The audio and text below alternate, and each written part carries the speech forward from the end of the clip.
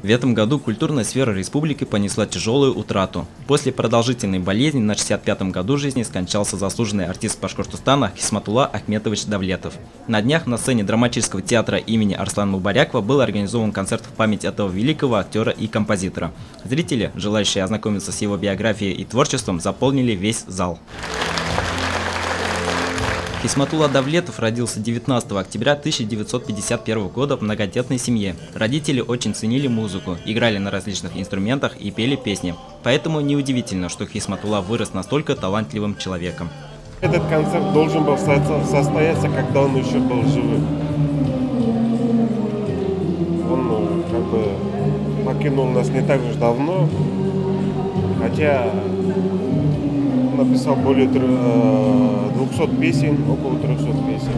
Он заслуживает давно вот этого такого концерта. Просто жаль, что мы этот концерт проводим только вот сегодня. И сегодня вот мы приготовили мини-диски с песнями Хисмата Давлетова. Это тоже первый раз. Это давно уже должно быть. Такие таланты рождаются раз в 100 лет, может даже и в 1000.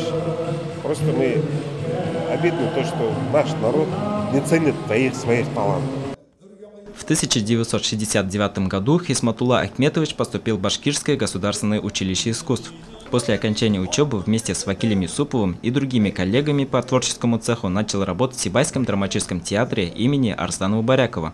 Хисматулла Давлетов остался верным профессии до выхода на заслуженный отдых в 2010 году. На его счету десятки ролей в различных спектаклях и более 20 написанных песен. Среди них такие, как «Семь сердец», «Пой мой соловей», «Вечно одинок» и другие. Зрители искренне любили артиста и восхищались его талантом.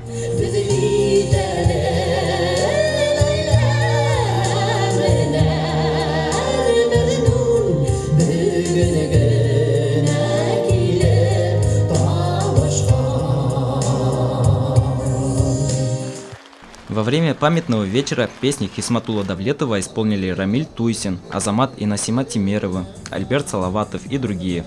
Концерт прошел в душевной атмосфере, что подтверждали искренние слезы на глазах у зрителей. Близкие, коллеги и друзья Хисматулла Давлетова остались рады тому, что так много людей неравнодушны по отношению к артисту и до сих пор ценят его творчество. Данил Алибаев, Радмир Исангулов, Гульвина Раскильдина, телекомпания СТВ.